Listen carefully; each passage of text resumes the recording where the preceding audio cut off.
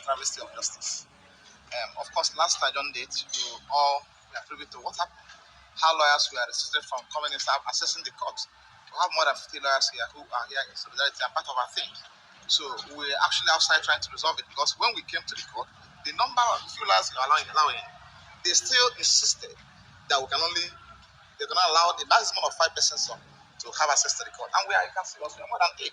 So, and we have space in court where we're going to sit down. So we're outside trying to resolve it.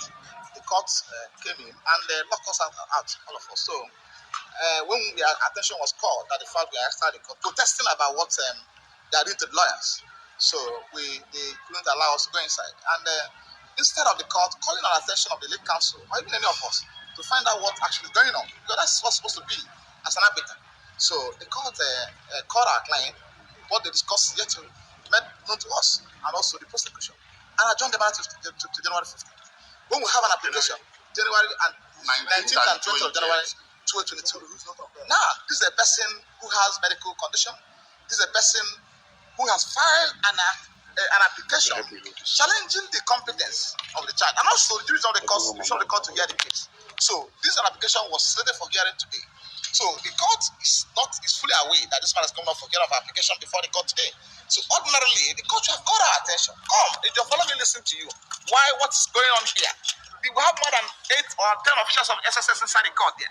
The AG, DPP was represented, is also in court, with about 7 lawyers there in court also for the federal government. So how many specific you're allowing him to land first. So they said they can only allow about 5 persons. And we are more than 7 or 8. This way, sir. We have people representing several groups in here, lawyers. Bruce Frank came in flee all the way from US. Who is the Nnamdi Kanu attorney in US and also IPB attorney. So I've not seen such thing. So the ideal thing for us to do is to go back and re-strategize. Obviously, I don't think we are going to continue with this course. Most likely, we are going to take it off from there, because the court, by virtue of what transpired today, I don't think we still have implicit confidence in the ability of the court to deliver justice in this case. Now, if I could just interject, could I apologize here? They say my name is Bruce Fine. I'm Nnamdi Kanu, international lawyer. I'm from the United States. Today was the 5th time I was told I could not enter the courtroom, despite the court's previous order that Nnamdi could have access to any 3 persons he wanted. I actually had a chance to talk briefly to him blocking on the way them. to Now the move courtroom. back a It was little. clear 5 times that You cannot be doing 2 at the same time. You're blocking the camera. That's the reason why the Choose one. proceedings did not transpire today. And I'm here to tell the Nigerians and the international community, I'm taking this now to international tribunals. It's clear that the Nigerian tribunals are compromised. This is the international Look at the camera, sir. Working group on arbitrary detention in Geneva, the International Court of Justice Look at the camera, in sir. The Hague, the ICC in The Hague, and I'll be going to the United States Congress and urging that sanctions be considered against Nigeria for gross violations of fundamental human rights.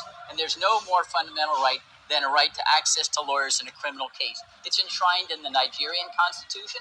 It's enshrined in the International Covenant on Civil and Political Rights. It's enshrined in the Universal Declaration of Human Rights. It's a basic principle of civilization. If you're accused of a crime, you have a right to counsel. And he's been denied access to me 5 times. And I'm here not to be an irritant. There are huge international law issues that are present in Nnamdi Kanu's case. You all know this kidnapping in Kenya, the extraordinary rendition to Nigeria just being one of them. So I'm here because I'm an international law expert to provide more enlightenment on what legal issues are present here. I'm not here to just try to create a problem or to create some kind of irritation. And yet I've been denied 5 times. What am I a threat about? I have not acted in any way that's disruptive. I've been courteous, provided identity that they've asked for, and every single occasion, Mr. Fine, you can't visit him. It's clear that I am the reason why we were locked out of court today. Okay, let me interject briefly as a special counsel. We consider what happened today as a clear and flagrant violation of Section 36. Excuse. Can I come up now? So, in our opinion as lawyers, we think it cannot stand in law that you will lock lawyers outside, counsels outside, who you know as a court are present. You lock them outside because of a mild disagreement. You lock them out, and then you maroon our client. Somebody that was rendition since June, you maroon him inside the court without counsel you speak with him, and then you adjourn the case in a summary manner to 19th and 20th of January. It's unfair, and he's in detention. Okay, and his health is not in the best. He's not in the best condition. So this is something that we are going to go back to the drawing board, and we are going to come out with very strong countervailing legal and judicial challenges to the travesty of justice that happened in court today. Thank you. Excuse me, I am the lawyer. Special counsel. I am the lawyer to Nnamdi. A very strong delegation came from the east. The traditional ruler sent a 10-man delegation. Ohaneze sent a large delegation led by Dr. Nsopuluezeoz01. As I'm speaking to you, Dr. Nsopuluezeoz01, the former governor of Anambra State, Ezigbo of Abuja, all of them, they are all outside. Now, what happened today, I will call it a travesty. Travesty because justice must not only be done, but must be seen to have been done. And I can tell you without any fear of contradiction, there was no trial known to law. If those who determined those who entered the court, of course, was also the prosecutor. When we came here, the prosecuting team walked in with a swagger and nobody stopped them. But for us today, I had to pass through 7 checkpoints. At each place, they had to screen me. And there I was watching the team of lawyers for the prosecution swaggering in. That's not justice. On behalf I of can the say two of this. you, on behalf of the two of you, I'm the chairman of the two of you on litigation. On behalf of the two of you, we are highly disappointed in what happened today. And we assure you people that we are going to use all the legal arsenal to make sure we checkmate what happens today. Thank you and God bless you. You've heard it from... Can you imagine the court today? Even the people that been suffering from bandit kidnappers coming to the courts because federal government paid them to 200, to 2,000, maybe 3,000 or 4,000. They are coming to court shouting one Nigeria, one Nigeria. Who Nigeria help? Who Nigeria help? Most Nigerians outside the country, do you think they willingly traveled? They traveled because of the intimidation. They traveled because of the injustice in the country. They traveled because they are tired of being intimidated. Just like the other day, a man that his 2 children has been kidnapped by the bandits was crying, saying, "This is my first time being intimidated where I cannot react." You were keeping silent because you never know that it will come to your door.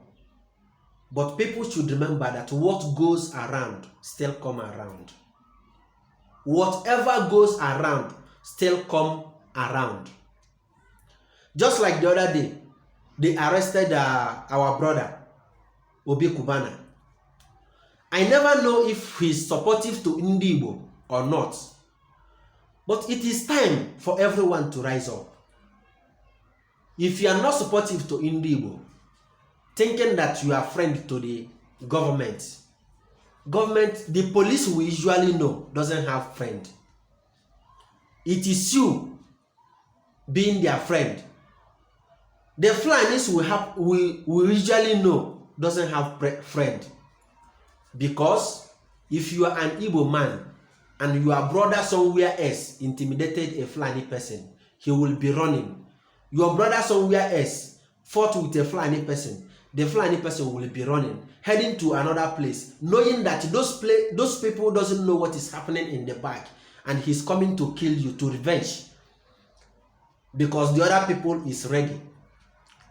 That is Fulani for you, that is police for you, that is Nigerian government for you. So when you think that you are in good times with them, you are fooling yourself. Nobody is fooling who in this country. It is for you to rise up and say no to my people. Be the target and let some people love you. Be the target for some enemies, but let at least your own people to love you. when you come to Nigeria, Nigeria has been in a country that has no law. Or if there is law, that means the law is meant to guide the right citizen. The Igbos are not the rightful citizen of Nigeria. The only thing in this country is let us separate. Everyone should go. Everyone should go.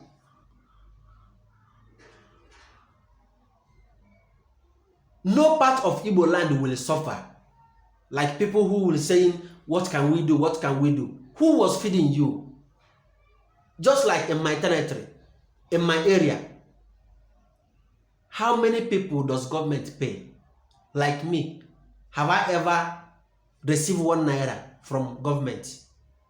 So how do you think I cannot survive without government, without Nigeria? Please, we should know what is right and what is wrong. We should know the truth and say it. Make the truth clear to the others so that they will also understand. Look at our kings. Look at our traditional rulers. Look at our elders standing in the sun just because Fulani boys, the terrorists in uniform, just keep them outside.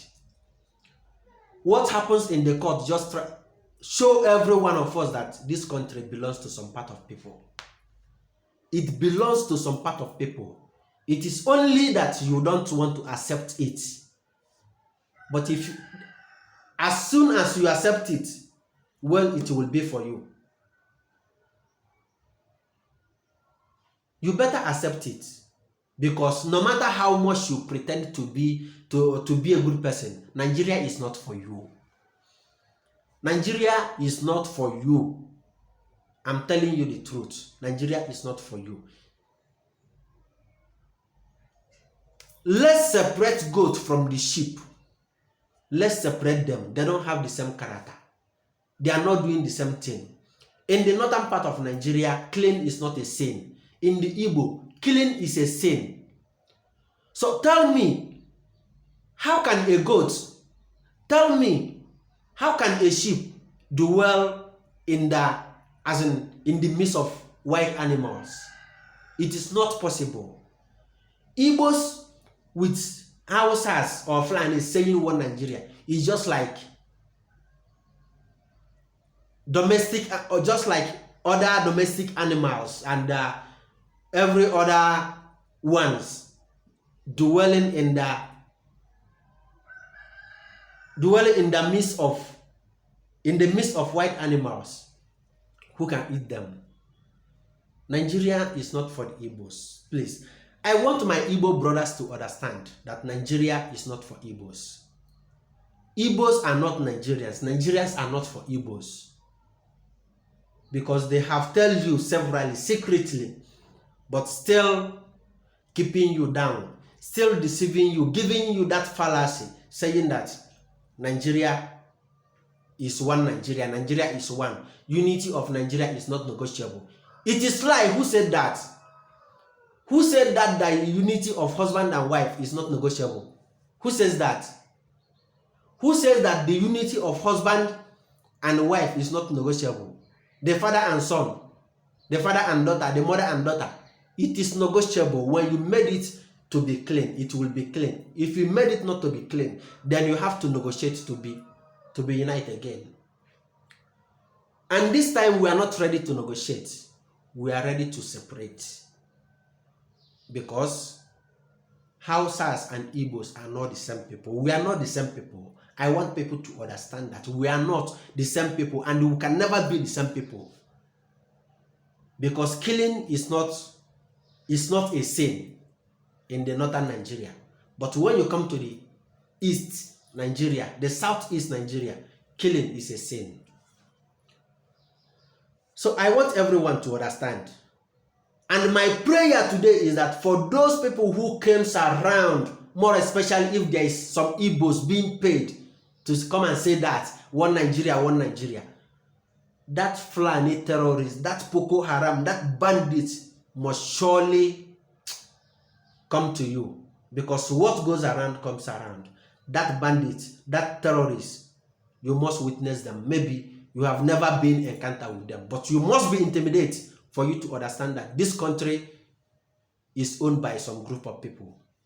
You as Igbo man, you as an Ejo, you as an Irobo, you as wherever you come from, apart from not that you are not Hausas, Nigeria is not for you. I want everyone to understand this.